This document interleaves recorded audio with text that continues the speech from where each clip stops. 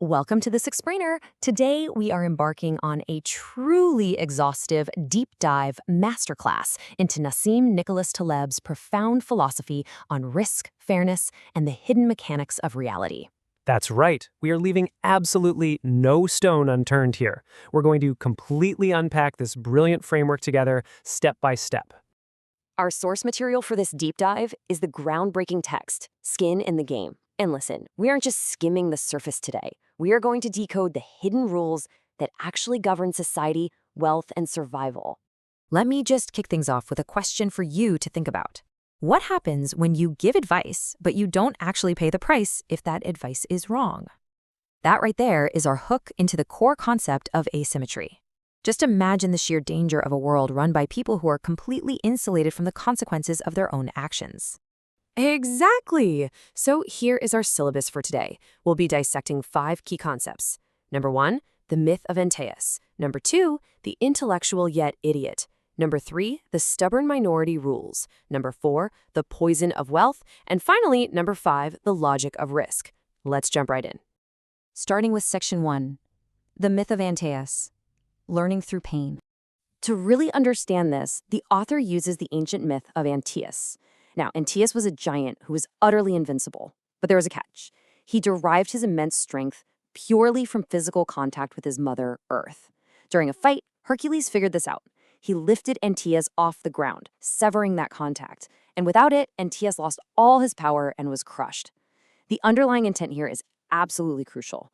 True knowledge and learning require contact with the real world. That means trial, error, and yes, pain. You need what the Greeks called pathemata mathemata, which basically means guiding your learning through pain. Skin in the game isn't just about getting a bonus. It's about having symmetry. You must pay a penalty when things go wrong. Okay, so how do we actually use this in real life? Right, let's translate this into action. First, you have to stop taking advice from people who bear no downside. Think about it. If your financial advisor loses your money but still collects their management fee, they don't have skin in the game. Second, tinker. Seek your learning through actual trial and error, not just theory. And third, ensure your own actions have real consequences. To summarize this chapter's narrative arc, society relies entirely on symmetry. When people pay a penalty for being wrong, it naturally filters out bad ideas and bad actors. So your critical takeaways here are: demand symmetry in your professional relationships and never trust advice from someone who won't suffer if they're wrong. Moving to section 2, the intellectual yet idiot. Experts without risk. In this chapter, the author exposes a very modern systemic problem: paternalistic, top-down experts who dictate policy without bearing any of the risks of those policies. He calls this archetype the intellectual yet idiot, or IYI. They operate entirely in theory. They love to tell the rest of us what to eat, how to manage our money, and how to think, but they are totally immune to the consequences if their ideas fail. It's like people writing detailed textbooks on how to ride a bike who have literally never ridden a bike themselves. The absence of skin in the game here causes multiplicative nonsense. On the flip side, you have the practitioner. They operate in reality. They are in the trenches, and they have the scars to prove it. Scars are the ultimate signal of true expertise.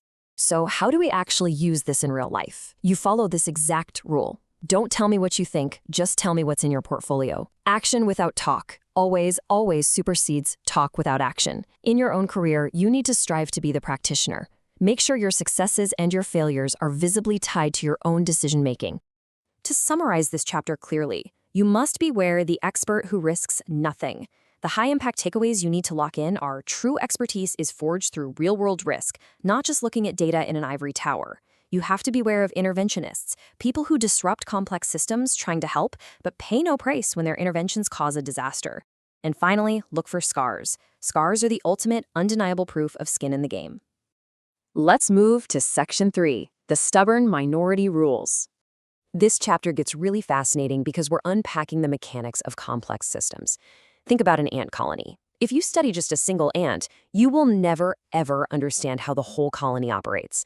The interactions matter far more than the individual units. This is called an emergent property. And here is the profound realization. Society doesn't evolve by consensus or polite committee meetings. It evolves by asymmetric rules driven by a few obsessive people. If a highly intolerant, stubborn minority absolutely refuses to compromise, say by only eating a very specific, restricted type of food, the flexible majority will actually just adapt to them. Why? Because it's easier and cheaper for the food system to just make everything fit the minority's rules than to fight them or run two separate supply chains. That is wild. So how do we actually use this in real life? If you want to enact meaningful change in your career, your business, or your community, you cannot rely on consensus. Don't wait for a committee to agree with you. First, identify the asymmetric rules in your environment. Then, lead with what the author calls soul in the game. That means having an existential, unwavering commitment to your principles. To summarize, an intolerant minority with skin in the game will almost always dominate a flexible, compliant majority. Your main takeaway is that you don't need a majority to change the world. You just need a stubbornly courageous minority that refuses to back down. Next up, Section 4, The Poison of Wealth, Constructed Preferences. This is a highly counterintuitive chapter. We usually think wealth solves problems, but the author argues that when you become wealthy, a divergence of interest occurs between you and yourself. Becoming wealthy often means you actually shed skin in the game. Wealth naturally attracts exploiters. Think of salespeople, vendors, and consultants who have everything to gain and absolutely no side effects from selling you a needlessly complex lifestyle.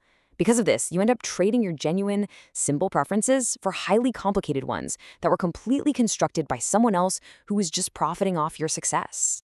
So how do we actually use this in real life to protect ourselves? You have to fiercely guard your own decision-making. You do this by applying a via negativa approach. Basically, via negativa means improving your life through subtraction, not addition. Strip away the unnecessary assistance, the endless meetings, the complicated luxury services. If you outsource your life, you lose your natural filtering mechanism and become fragile. So, to summarize, the poison of wealth is that it tricks you into buying complexity.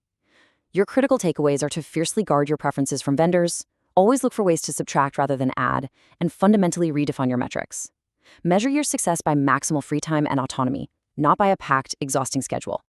Which brings us to our final and most important chapter, Section 5, The Logic of Risk, Avoid Systemic Ruin. We need to thoroughly unpack the mechanics here, because not all risks are created equal.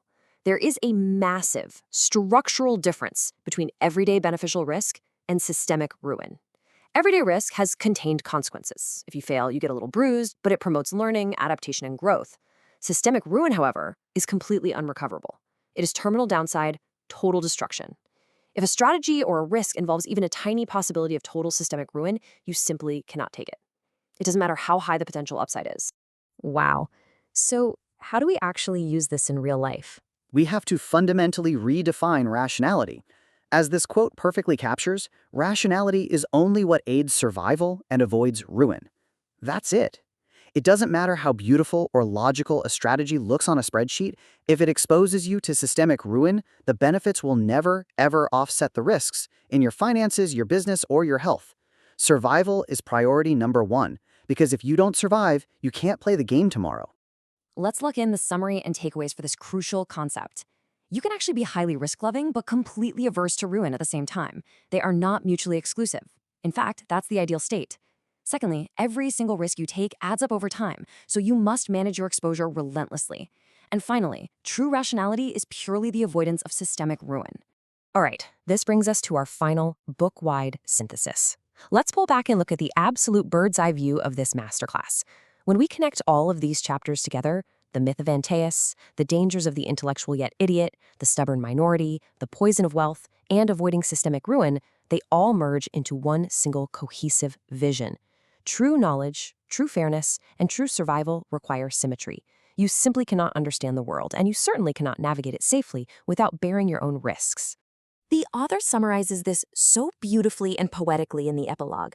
No muscles without strength, friendship without trust, opinion without consequence, nothing without skin in the game. This right here is the absolute most important, high-impact takeaway that you must permanently integrate into your life. Never trust an opinion that carries no consequence for the speaker.